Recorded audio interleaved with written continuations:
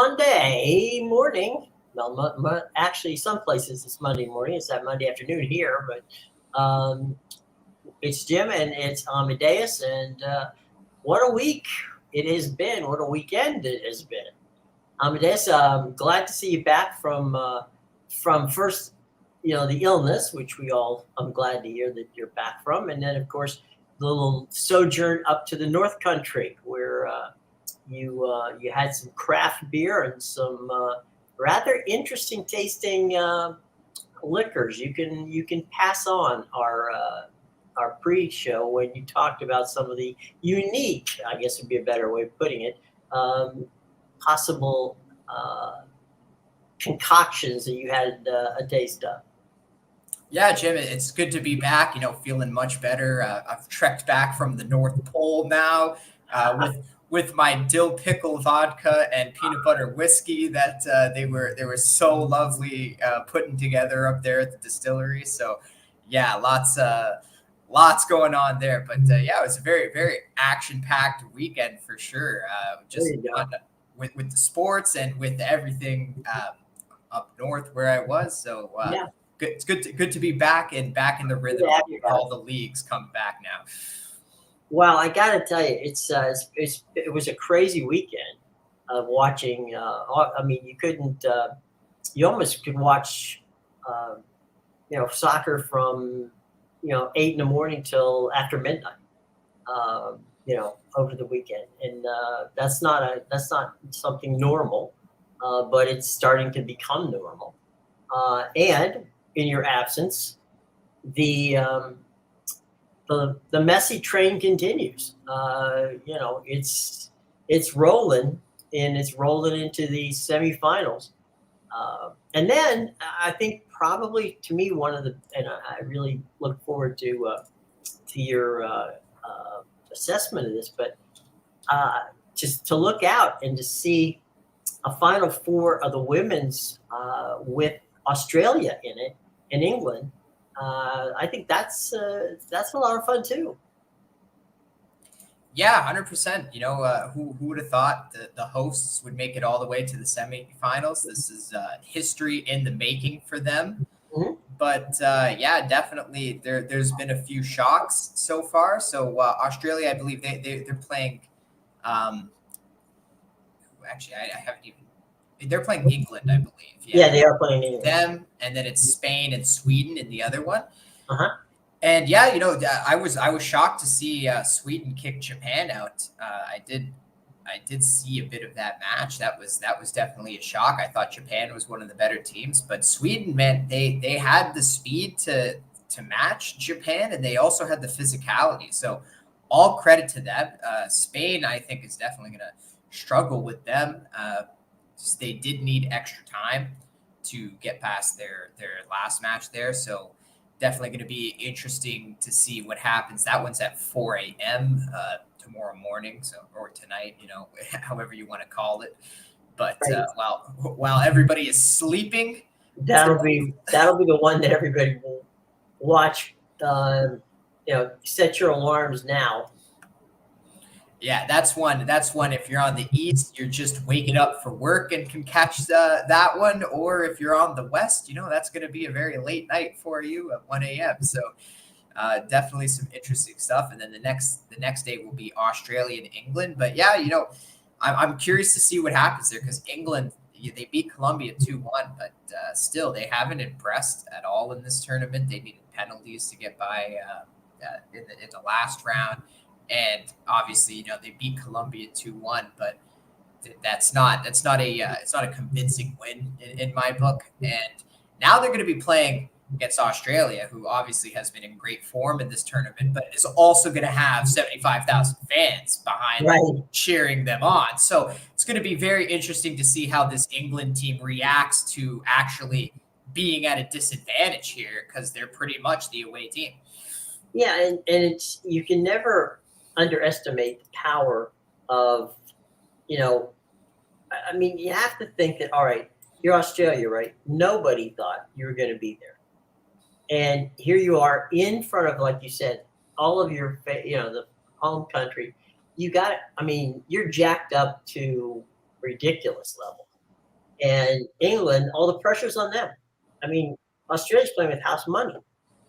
Nobody expected them to be there. Yeah, and that's the thing, right?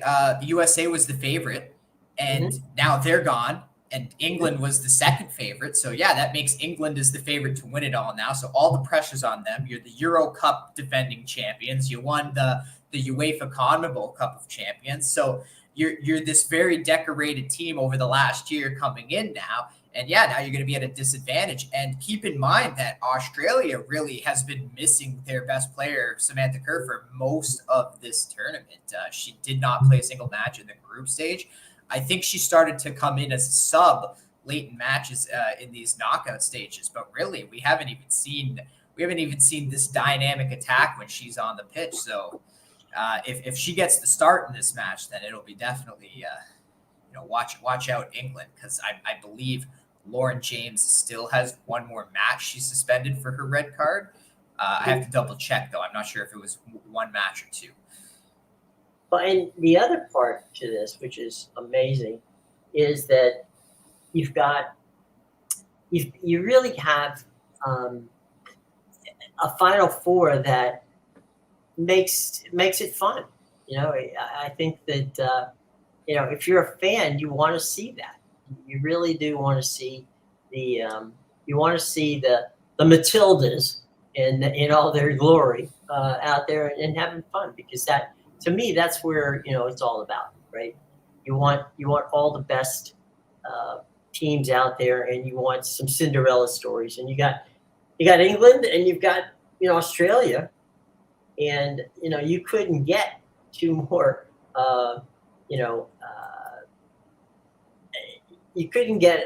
I mean, considering that Australia was, an English part of the English. Part of England's, history. And now this whole situation, it's got to be a lot of fun to think that, okay, this is going to be cool. We're going to be able to do this, and we're going to play, the mother country, if you will, and we're going to play them to a really, fun time. And I think that's going to be, a lot of good and impetus for them, and of course for the fans. Yeah, and it's very interesting because we actually have a lot, like all four of these teams are very well recognized on the world stage. So I'm actually looking at the FIFA rankings right now, and so obviously England, the favorite to win the tournament now. They've won multiple competitions over the last year alone. They're the number 4th team in the world. But then you have this Sweden team, which nobody really expected them to go as deep as they have gone in this tournament. But Sweden is ranked number 3 in the world. They're actually ranked higher than England, and they're technically the highest ranked team according to the FIFA rankings left in this tournament. So definitely you're going to have, and Sweden, they're playing Spain, who actually was a more of a favorite over Sweden to win the entire World Cup. And a lot of that is because Spain's whole team is basically the Barcelona team that won the Women's Champions League this past June. Right.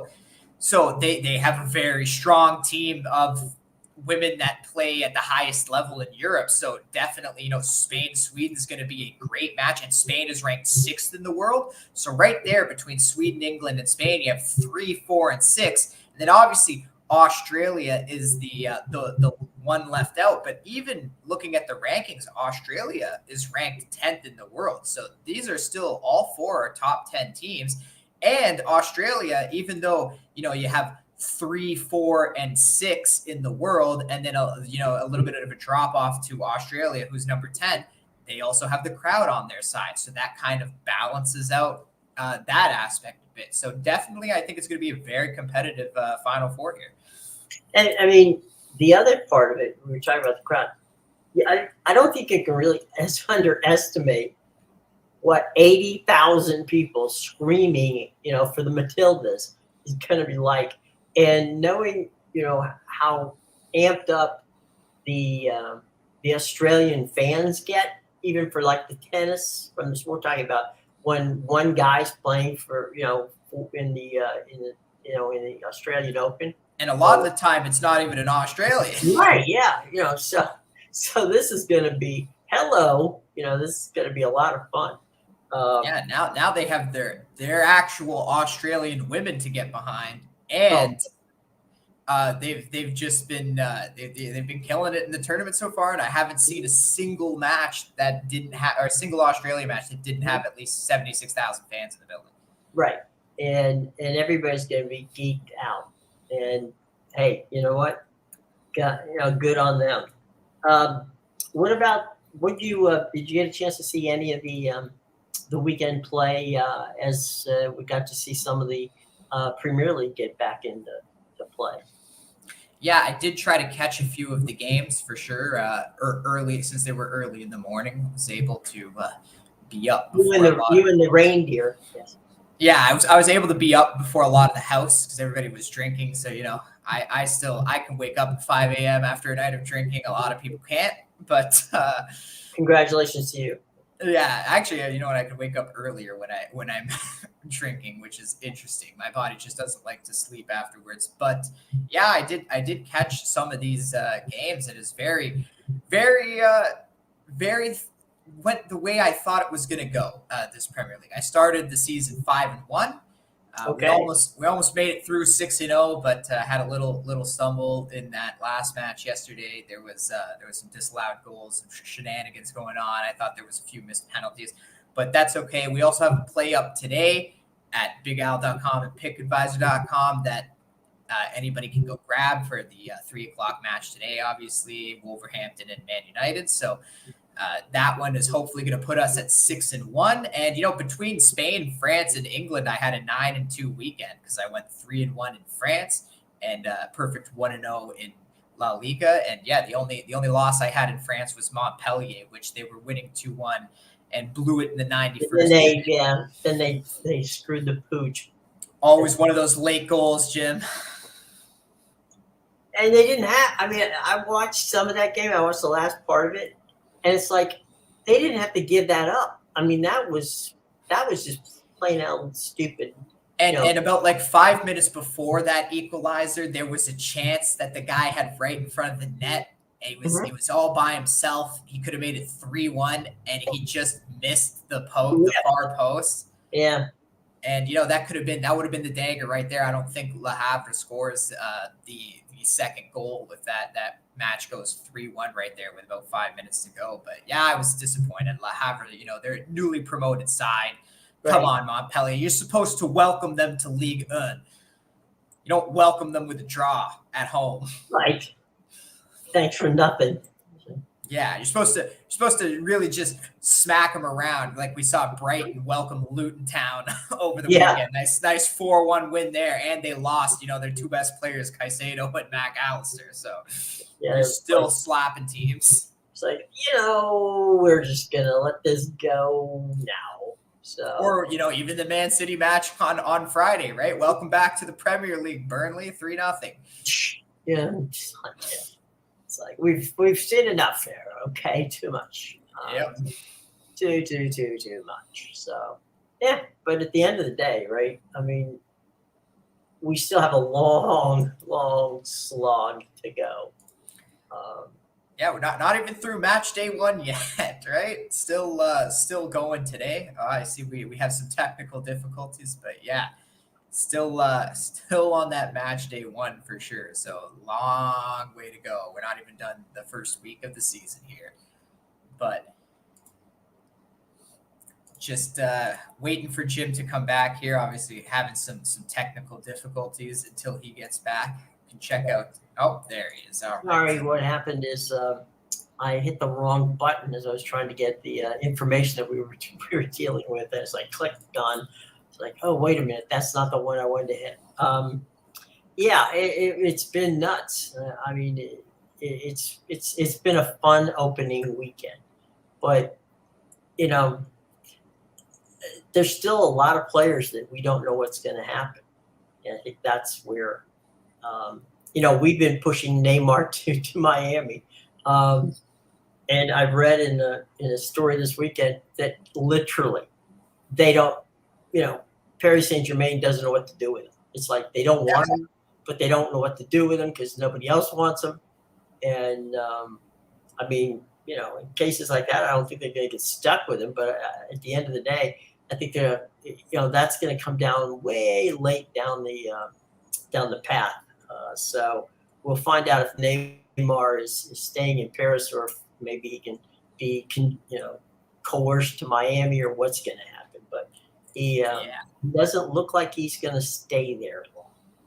Yeah, and at this point, Mbappe has to be on the move because PSG held him out of that first match and even pulled his merchandise from the store to make a point that we are selling him before the end of the window. And I think we've touched on this before, but the only team they really want to sell him to is Real Madrid.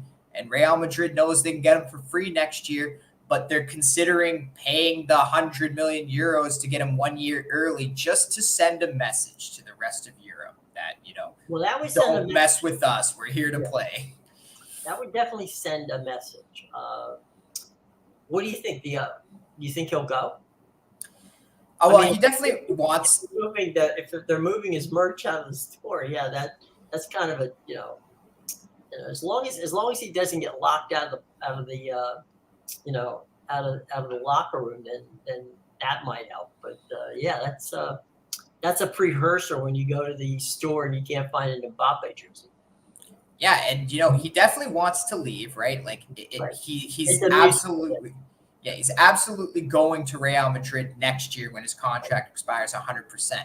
But at this point, it's up to the teams, and it's up to Real Madrid if they want to pay the transfer fee, because Mbappe, actually, after he got the deal from the Saudi Pro League, he made it abundantly clear that he wants to finish out his contract year in PSG and just finish it out and, leave on a free transfer next summer. But PSG doesn't want that.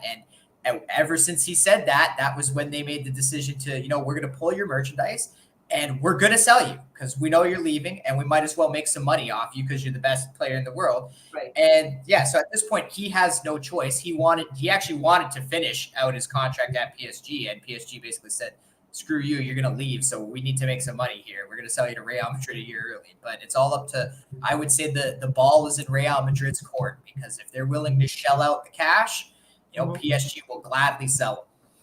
Well, how about we do this? How about we get Orlando, or we get one of the other MLS teams, let's pay the $100 million for 1 year, and then his contract, and then he can go to Barcelona. But we get him for a year. So, just get Mbappe and Ronaldo to go to Orlando. Orlando, or somewhere on the, maybe we take him to the West Coast just to make it, balance out the East Coast, West Coast thing. But you want that Messi Ronaldo rivalry, right? So get him and Mbappe on the good old Orlando team. Oh man, that would be one heck. I think Apple would sell a lot more. I mean, they're already raking in the cash from from their from the deal that they've got going on right now. And now Luis Suarez coming in December. So who doesn't love the good old ear biter? Yeah. I mean, it's things are starting to roll. So absolutely. It's been crazy. I was going to get this up before I nuked myself. And that was not changing the subject, but hitting on some stuff here. And we've got the MLB power rankings are out for the week, and there's been a whole bunch of jumping around. And let me give you some of the power rankings here, and I'll give them to you, and then we'll get back to them and get your reactions. Power rankings: number one, the Atlanta Braves. They were number one last week. The Braves, got off to a little bit of a wobbly start out of the deadline, but then they got back to normal. The Dodgers made the biggest leap. They went from the 6th spot to the number 2 spot. They're at 71-46, and they have been hot. I think they've won 7 in a row. Number 3, the Orioles. They were 2 last week. They're 3 this week. Rangers at 4, and they were 3 last week. And the Rays at 5, they were 4 last week. And the rest is that it's the Braves, the Dodgers, the Orioles, the Rangers, the Rays, the Astros, the Phillies, the Blue Jays, Mariners, Brewers, Giants, Cubs, Twins, Red Sox, Yankees at 15, Reds at 16, Marlins at 17, Padres 18, Diamondbacks 19, Angels 20. Shohei Ohtani traded you twice. You didn't go. Guardians. They've done nothing but lose since pulling them off the market. The moment they pulled them off the market, they went into the tank. Mets at 22, Tigers at 23, Buccos at 24, Cardinals at 25. My Nationals not in last place. Thank you very much. At 26. No, that would be the Athletic, the Triple A's. Yeah, the AAA Athletics are in the Las Vegas Athletics are 30th. Royals 29, Rockies 28. And as I said, the aforementioned Chi Sox, who many thought would win the division, are all but silenced. So what do you think of those ratings? Is there something there you'd like to move somebody up or down, or what your thoughts are there? Yeah, you know what? I don't have any trouble with the top 5. I may not necessarily like the 1 through 5 thing, but 5. I mean, I don't see how you can't have the Astros in there. Nothing else that could have been tied for something. But anyway. Yeah, I would definitely agree as well. Just because obviously, the Dodgers have been rolling. Not only are they leading the division, they've hit 70 wins now. They're like 25 games above 500. Obviously, the Braves, best offense in the MLB, best record in the MLB. So they're obviously going to be the number 1. And yeah, the Orioles, they just continue to gain steam. Even the Rays, who were having a little dip after the All-Star break there, now they've hit 70 wins. They don't have 50 losses yet, so they're back on track. And definitely, I agree with the Astros. They've been gaining a lot of steam as they try to chase down the Rangers. They're just within striking zone now. So yeah, I mean, you figure that the Rays and the Orioles are going to have one heck of a final, couple of months. The Rangers and the Astros, that's just going to be freaky. The Giants are trying to find their footing, but I mean, unless the Dodgers go totally in the tank, and I don't think that's going to happen. No, their best shot is the wild card, because they've had the Diamondbacks completely fall off the map now, right? They're back to 500. And at this point, they really just got to fight it out with the Phillies, the Marlins, and the Cubs. So it's a bit of I guess the Reds are in there too. But yeah, I would be concerned in that mess about the Phillies. I mean, they're starting to get everybody starting to come back. Trey Turner, who one of my favorites, would have liked him still in the Nationals, but that's the way it goes. It's starting to hit, and when that happens, good things happen for Philadelphia. They just seem to play well, so I think they're going to be there. The interesting thing with the Giants is I believe they've won in the 2000s. I believe they've won 4 World Series. All of those World Series have come when they were a wild card team. The 2 times they won the division, they didn't win the World Series. So if you're a Giant fan, you're rooting for them to make the playoffs as a wild card because you don't want them to win the division. Not that they're going to win the division anyway, because the Dodgers are just playing out of their minds. But is it Ryu that came back for the Dodgers this week or so? No, he came back for the Blue Jays. Oh, the Blue Jays. That was Urias is the guy that I'm trying to. Yeah, he came back. He pitched well the other day, as did Kershaw. So they've been getting pitching out of people that they didn't necessarily. I mean, I'm not saying they didn't think that they were going to pitch well, but they were getting 7-8 innings out of these guys. and I don't think anybody thought that was going to. They've been using 2 rookies in the rotation, Yeah. Bobby Miller and Emmett Sheehan, and they've still been finding ways to win with that offense. So yeah, just imagine, because they're supposed to be getting like Dustin May and a few other of these guys that were injured early on in the season back as well. So yeah, is there anybody that is more freakish? We're going to take Ohtani off the board on this one. Freakish in their ability to be an athlete more than Ronald Acuna Jr. I mean, he's going to steal, he's going to hit 30 home runs. He's going to steal 60 bases. I mean, this guy is just an absolute athletic freak. I mean, yeah, there's literally nothing this guy can't do, it seems. Yeah, he's definitely one of the best players in the league by far. Obviously, he's the big NL MVP favorite right now. But one guy I think that is not getting enough credit for what he does, especially considering what he does for the team and how he's well over 160 hits now, is Luis Ariz on the Marlins. He's been having a year and a half, and if anybody's gonna give Acuna a run for their money in that MVP race, I think he has to be the guy just because of what he's done for the team. Oh, 100%. The problem is he's in the witness relocation program in Miami. That's the only thing, right? It's like you're just not gonna, Miami doesn't get the pub in Miami. Forget about outside of Miami. I will tell you that there's more stories on. If you go to the front page of the Miami Herald or the Fort Lauderdale Sun Sentinel or the Palm Beach Post or any of the big newspapers that cover the Miami market, you're going to see soccer, you're going to see the Dolphins, and you're going to see the Miami Hurricanes, and then you might see on the front page Marlins win, Marlins lose, whatever. Marlins holding down wild card spots, right, surprisingly. Under the fold, not on the top, under the fold.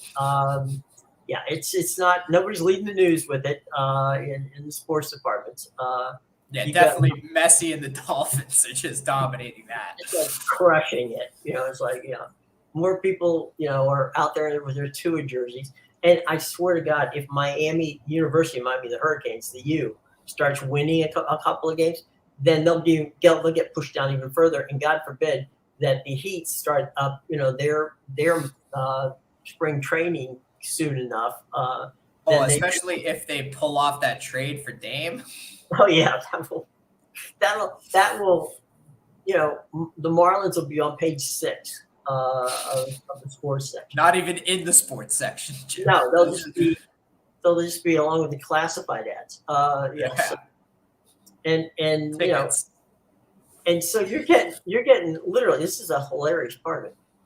You're getting people who are driving to Fort Lauderdale, which is a couple-hour drive because, as we said before, it's not that distance is a problem.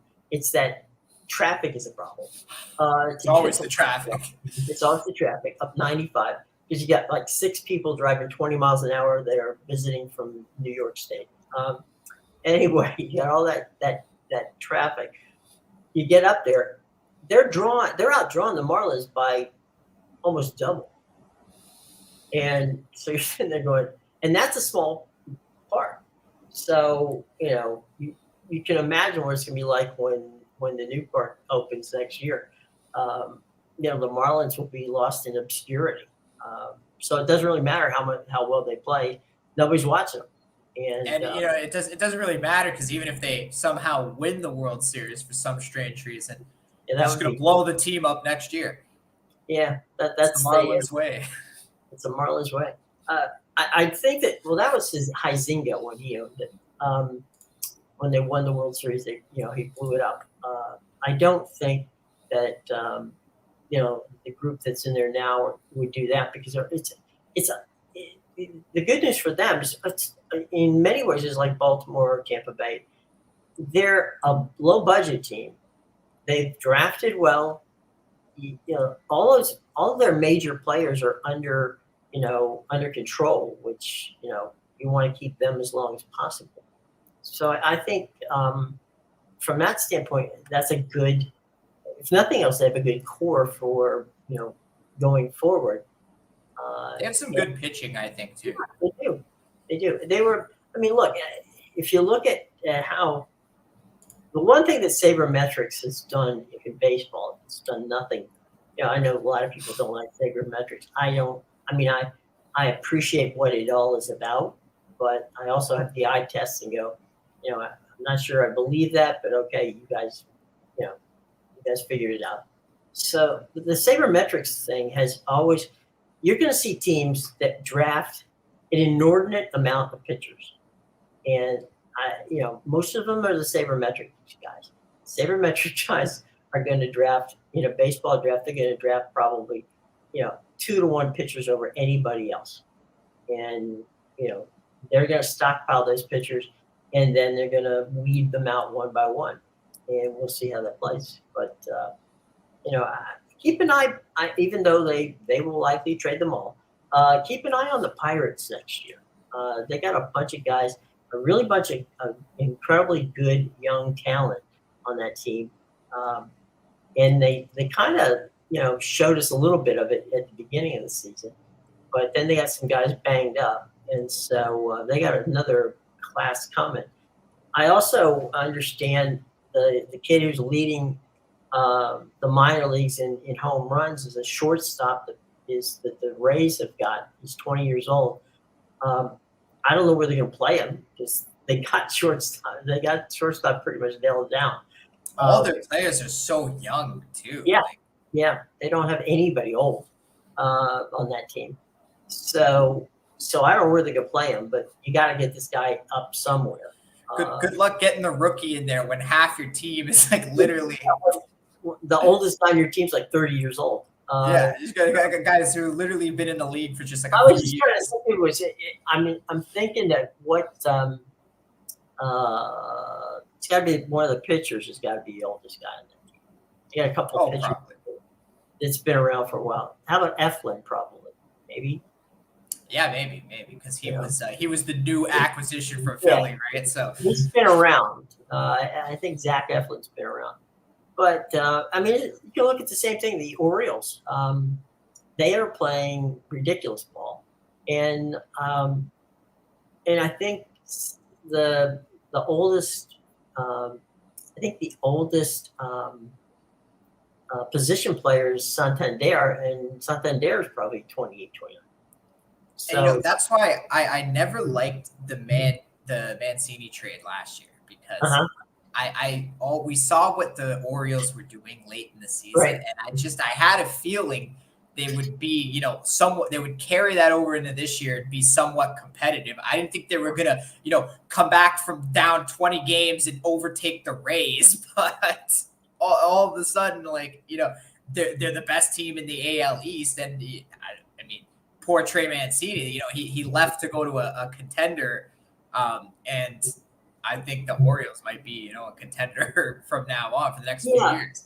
It was funny because, and this was one of those things that the Angelos family usually does things weird and for no apparent reason. You can't figure it out.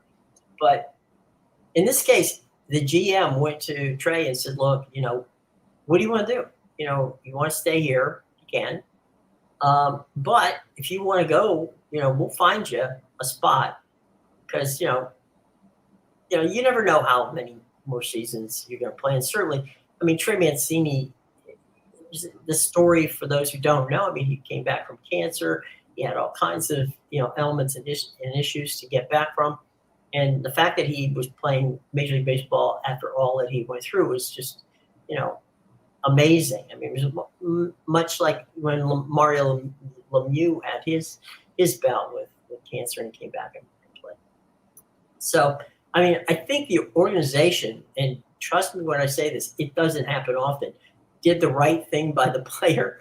And so they sent him to Houston, and so he did well down there. But, I think probably as he's looking, although Houston's still good, I still think. Well, he did get his World Series, right? But I feel like he would have been really good veteran piece on this young team, right? Yeah, no, you're right, 100%.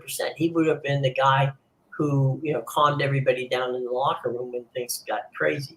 But if you look at it, they haven't needed that. I mean, that's the weird part of it. They've been marshaling on with with a very very young core and doing well. So good on them. Just a quick for this is specifically for Amadeus. Okay, update on Baker Mayfield. He threw a touchdown pass in the first his first exhibition game, and actually looked pretty good in the small sample size that we have. What happened he ran the offense for I believe maybe 4 possessions, which got him a quarter, and one possession that took him over into the second quarter. But he looked fine. So for those of you on the Baker Mayfield watch, he seems to be doing well so far. Yeah, what's funny is they're actually the last team in the division. That's like they're the big underdog in the division at plus 700 to win it. That's a little surprising to me. It's not that good of a division, number one.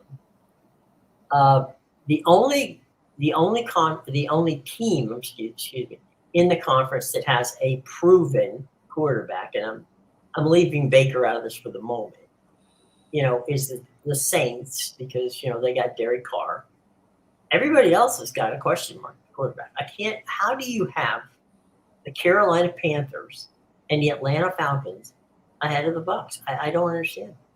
A lot of people think the Falcons are winning the division hands down. From what I've heard, it's the Falcons to win. But I like the Bucs at plus 700, and I'm gonna trust my Baker Mayfield to bring it home. Have they seen the Atlanta Falcons? I mean, I don't understand that. I'm not homing this, okay? Because I don't have a thought. I mean, I enjoy. I grew up in this business, not growing up as a kid, but grew up in the business as the first team I ever covered was the Buccaneers, and I did that for 4 years. So do I have a tugging, affection for them? Yeah, because when you cover a team for the first time, you feel, some sort of a kinship to them. But I'm not, I'm not. I don't live and die with every win or loss that the Buccaneers have. That being said, the Falcons, I just can't see it. I mean, they got the kid from Cincinnati as their quarterback. I don't. And you said last in the division, so that would be Carolina as well. Just really? It goes. I think it goes like Falcons, Carolina, Saints, and then the Saints are the Saints are at the bottom.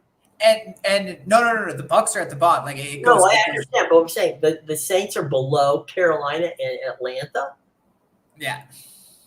Okay, ladies and gentlemen, I am not a betting person, and I will leave that to Amadeus. But if I were a betting person, I would put money on the Saints and the Bucs, because those two up there, no, it's not going to happen. Let me double check right now, because maybe it's changed, or maybe I'm misremembering. I am misremembering. Maybe we changed it. Maybe that's what. I am misremembering. It's actually the Saints at plus 120. Oh, then the first. Yeah, then it's the Falcons at plus 220. That's not right. Yeah. The Panthers at plus 400 and the Bucs at plus 700. Jeez, that's just nuts. Let's go to. Do you have all of them out there? The division. Yeah. What do you want to know? Let's just play a little bit. We're just pick one that you look at division wise, and it scratches your head. I gotta believe that. Well, you go ahead and pick one, and I'll pick one. A division. A division. Yeah. If you look at it, sticks out and go. To you, it sticks out and go, well, I'm not so sure about that. I'm just looking through them right now. You know what? Let's do the AFC North. Okay, sure. So the Bengals are plus 140, but as we know, Joe Burrow is going to miss the first few weeks of the season. So That is correct, sir. I think that, you know, to have them favored at plus 140 is a bit of a stretch, just because if they get off to a bad start in that kind of division with, Baltimore, obviously Mike Tomlin, doesn't matter who he's got on the team, he puts out a winning team every year, right? And then he's got a bunch of Uber drivers. Yeah. Yeah, and then this is going to be, I guess, the first real season for Deshaun Watson at Cleveland. So it's not like it's a bad division. And remember that Lamar Jackson signed that big contract. Yeah, exactly. The Ravens are the second team at plus 220. So I just to put the Bengals as that much of a favorite over those three teams, especially knowing your starting quarterback is going to miss like the first few weeks, probably one of the most important weeks, because you want to get that. You want to start like 0-3, 1-4 in the hole, right? Yeah. So I think that's a bit of an interesting one for sure. Yeah, because year in and year out, you can throw a blanket over those four teams, and anybody can. Yeah, definitely. In there. Well, I'm excluding Cleveland for the moment, but certainly the Steelers, the Bengals, and the Ravens, all three. That's probably, to me, year in and year out, the most competitive division in all of football. How about, we're talking about the North, how about the North on the other side, on the NFC? Because we got Rodgers is gone from Green Bay. And so you've got Green Bay, you've got Chicago, you've got, Kirk Cousins is still languishing his way through Minnesota. And then you've got the Lions, who last year, represented pretty well, and played a lot better than a lot of people gave them credit for. So that to me is probably going to be a division that's going to be really close to each other. Yeah, so you read my mind, Jim. This was the next division I was going to go to for sure. And actually, I'm a little disappointed because I think the Lions are going to win the division, and they actually are the favorite at plus 130 to win the division. They are the favorite? Yeah, the Lions are the favorite at plus 130. And then it's the Vikings at plus 280. And then you have both the Bears and the Packers tied at plus 400. Okay. Which I think the Bears will be a bit better than the Packers, probably. Yeah, probably, but not much. Not by much, but they do have the better quarterback, I would say. And obviously Justin Fields is his third year now, so he's supposed to take that big leap, just like we're going to see a few guys. I think Trevor Lawrence is supposed to take that leap. And speaking of Trevor Lawrence, the Jags are a big favorite to win the division. They're a minus 160. That's a sucky division, which is a technical term. It's just that's the south of the AFC. I mean, seriously, we could be on a team or start a team and win that division. Like who's even the quarterbacks in this division? We got the Tennessee Titans here. You could put a gun to my head and I couldn't tell you. Are they rolling Tannehill out? Tannehill's gone though, isn't he? Tannehill's gone from there. What's the kid from? I think the kid from Malik. Liverpool is starting there. Malik. Malik something. Yeah. I really liked him at Liberty too. I really liked him. He played outstanding at Liberty. That was for Hugh Freeze.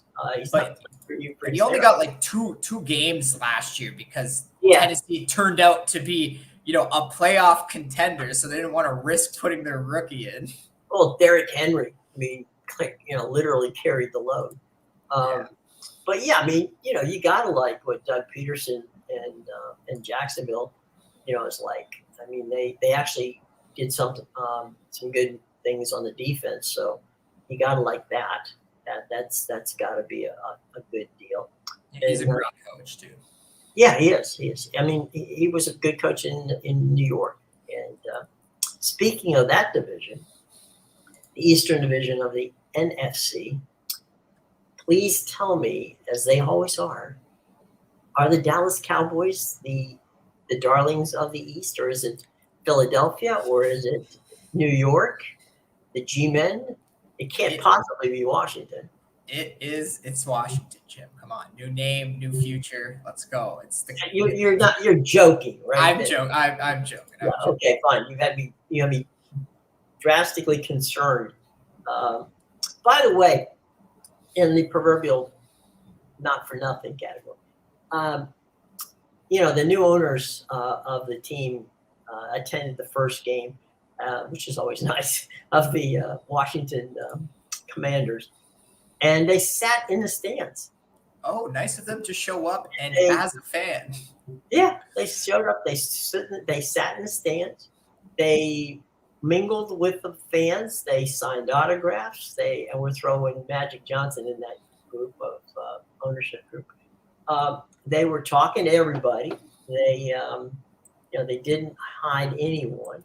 And Foxy's there. He says, "Let's go Wolves." So we got some dreamers in the crowd. Yeah, it's always good to know.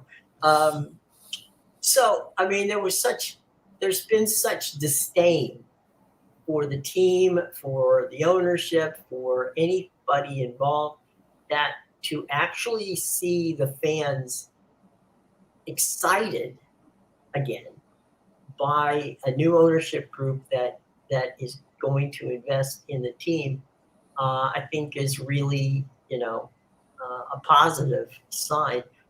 I say this with no prior knowledge of it perhaps happening, but I gotta believe that Coach Rivera's gonna have to, do something pretty good this year to keep his place as the head coach of the Washington team.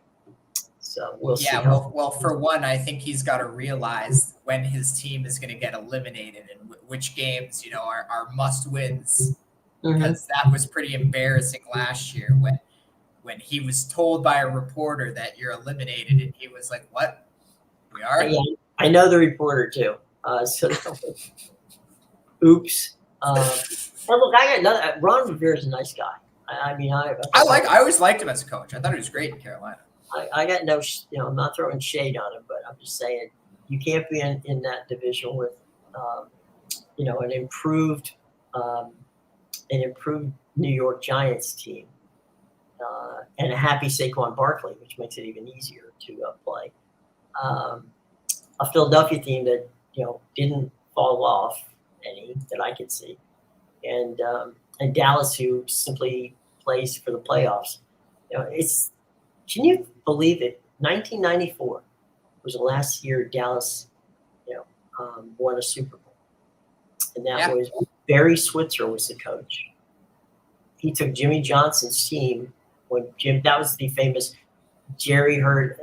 Jerry was at a bar and was grievously overserved by an acquaintance bartender, and evidently got a little bit, a little more, louder than normal, and said that anybody could coach the team to the Super Bowl, to which Jimmy, quit and went to Miami. And then Barry came in and got the job done. So 1994, for those of you out there, historians, I'm not good at math, but I do know it's been a long time since, how about them Cowboys have won a Super Bowl. So I'm not holding out much hope for them this year either. Yeah. We'll see how that. How about the AFC? They're the second favorite, the Cowboys. Are they? It is the Eagles that are the favorite there. I think watch the Giants. They're better on defense than they were last year, and they're better on offense. And they're a plus 700. Jeez, that's a lot of juice. Yeah, it's plus 180 for the Cowboys, minus 120 for the Eagles, plus 700 for the Giants, and then your good old Washington at plus 1200. Well, that I can understand. How about the West in the AFC? Kansas City obviously deserves all the props, but there's some good teams out there. Yeah, so Kansas City is like the Jaguars. They're minus 160 favorite to win the division. Okay. Then you have the Chargers at plus 300, which, everybody hates Brandon Staley. Justin Herbert. Yeah, we'll see. Everybody loves the quarterback but hates the coach, so we'll see what the Chargers do. They're always supposed to win the division every year and never do, so we'll see what they decide to do. Then you got, the Denver Broncos at plus 550.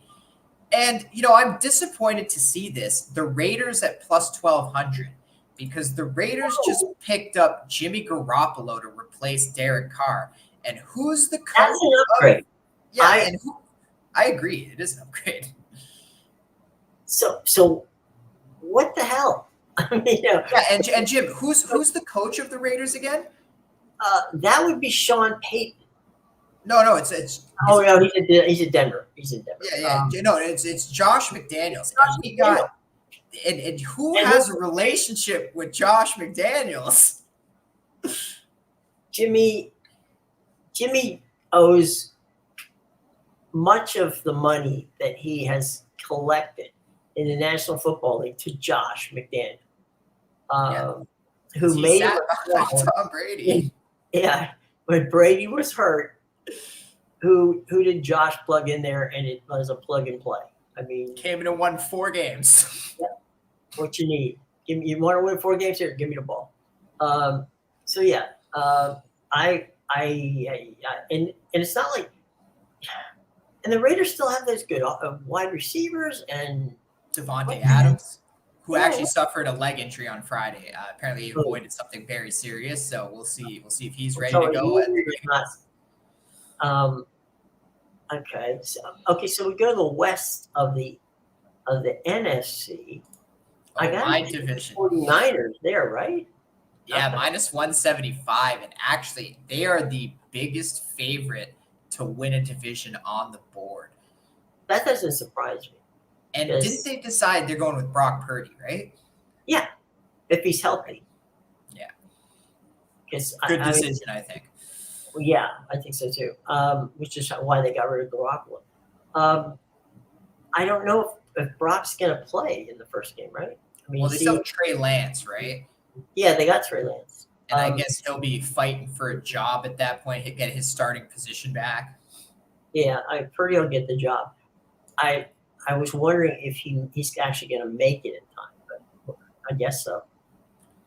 Yeah, I'm not sure about the quarterback situation. All I remember reading is that I think I know that they don't want to rush him back, so I think that it's possible that he may or may not be ready in time to. I mean, by game 3 he'll be there. So Trey Lance, but the way that Shanahan has that offense anyway, they can run. They don't need to pass the ball that much. They don't need to. I don't know. As Jerry Jones would say, anybody can run that offense. Well, I'm not going to say that, but I'm just going to say the way that the way it's being done by Shanahan is he knows what he's got and he knows how to adapt to it. Yeah. I gotta think Sean McVay, that is a train wreck in Los Angeles, the Rams. They just and the books would agree, Jim, because the 49ers are minus 175. Mm-hmm. Good old Pete and Gino at plus 220. Yeah. And then you have the Rams at plus 900, so a massive jump from the Seahawks to the Rams. And then my Cardinals at plus 2,500. They're like the biggest dog on the board. They're even bigger than your Commanders too. And they're out looking at the divisions here. Thank you so much for allowing that to happen. It's literally Washington and the Raiders are plus 1,200, and that's the closest. The plus 2,500 has everything beat by far. They are the biggest dog to win their division. Let's go Clayton Tune. Yeah. I don't know if you saw this or not, but it was just kind of funny. During pregame warmups the other night, when Kyler Murray was on the sidelines throwing the ball, those fans that blow air, they're kind of they move back and forth. Those massive fans that they have on the sidelines that keep the players cool. Yeah. He missed the wide receiver and hit the fan. So like, it's like it's an inanimate object. Okay, you got a guy standing 45 yards from you, standing there. There's nobody in between you and him, and you hit the fan. Yeah, I remember reading something a few weeks ago about how they did a poll of like local people in the Arizona area, and like a large majority said they wanted to see Clayton Tune as the quarterback over Kyler Murray. There's a lot of people that would drive him to the airport to wave him out of town. Me included. But I would get a flight to Arizona just to drive him to the airport. there you go, pick him up. But he's got that albatross of a contract, man. That is just. It was a huge mistake. You're not gonna be able to move him. I mean, if you eat the contract. And like it was given to him by Steve Keim, the clown that's not even there anymore. Right. Thanks a lot for your parting gift is giving Kyler Murray a contract he deserved. Talking about the same guy who released Michael Floyd for a DUI, and then 2 weeks later gets a DUI himself, and expects what everybody's gonna just accept your apology. Get the hell out of here! You should have left like years ago. Yeah, and then you've got, look, Kyler Murray. We agree that it's something that things happen, right? It didn't happen for him, but it's just his work ethic. Like if he was just a first in. Yeah, if he was just a first in, last out kind of guy, he's got the athletic ability, right? Like his height doesn't bother me. Nothing about his game bothers me. It's the fact that the team doesn't like him because he doesn't put the work in. Right. And you're almost a teenager. You try to convince 30-year-olds here. Like, be better. Come on, man. Well, there's that, and you've got people. I don't think people understand the amount of work that offensive linemen put in during the course of a week. Okay, they are like the hidden heroes of the NFL. You've got those guys. They put in. Anybody who watches any practice information at all, right, or video, or even in the preseason, you'll see that different teams have different jersey colors. They may have a red jersey on the quarterback. They may have a green jersey on the quarterback. They may have a yellow jersey on the quarterback. Basically, they have jerseys opposite of the colors of the team, much like you would see in soccer with a goalkeeper. And the reason is in practice, they don't hit them. They don't touch them. It's like, do not touch the quarterback. That is not the case for the offensive line. They have to block just like they would block in a regular game. So if you've ever seen, how many times have we seen quarterbacks at the end of the season gift, whether it's a watch or it's a, or it's a vacation or it's to take them to dinner or whatever it is, quarterbacks, paying their offensive linemen respect by doing something for them because they kept them upright for the most part for the entire season. If you're not putting in the reps, and these guys are busting tail out there to keep people from hitting you, you're not going to win a lot of friends among those offensive linemen. And if you don't have friends in that offensive line, you don't have friends. Yeah, and they're definitely the unsung heroes because they're probably one of the most important positions by far, and it sets up everything. You want to have a good run game, you need the offensive line. You want to have a good passing game, and that's the thing is when the team is doing well, they never get the credit. It's all oh, look at the catches, oh, look at the throws, oh my God, what a big run. But who do you think set all that up? It was the offensive line. But then when the team is performing poorly, they're the guys that get crapped on. Oh, your quarterback's getting sacked a lot. That bad offensive line. Oh, you can't run more than 2 yards per carry. Oh, well, that's your offensive line. So, it's well, you're damned if you do and damned if you don't.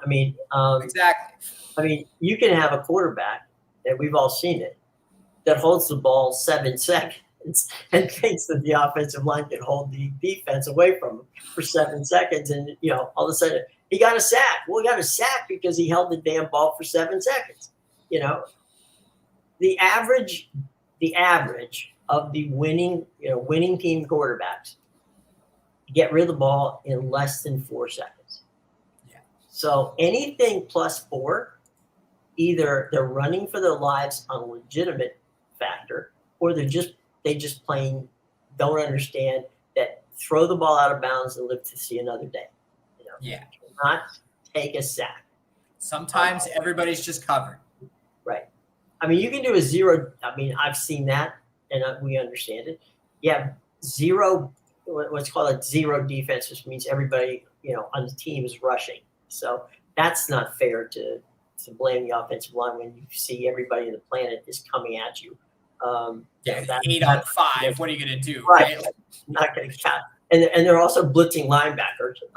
So you're in trouble. So And half of them are coming around the edge with speed too. Oh, So and those guys now, there's a lot more of those guys than there have ever probably been.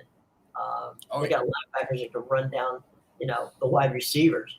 it's an So athletic position. They oh, have to be now.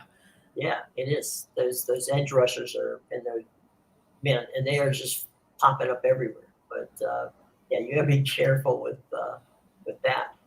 Sometime today, I'm not sure when, and we'll take a couple of seconds to touch on it tomorrow.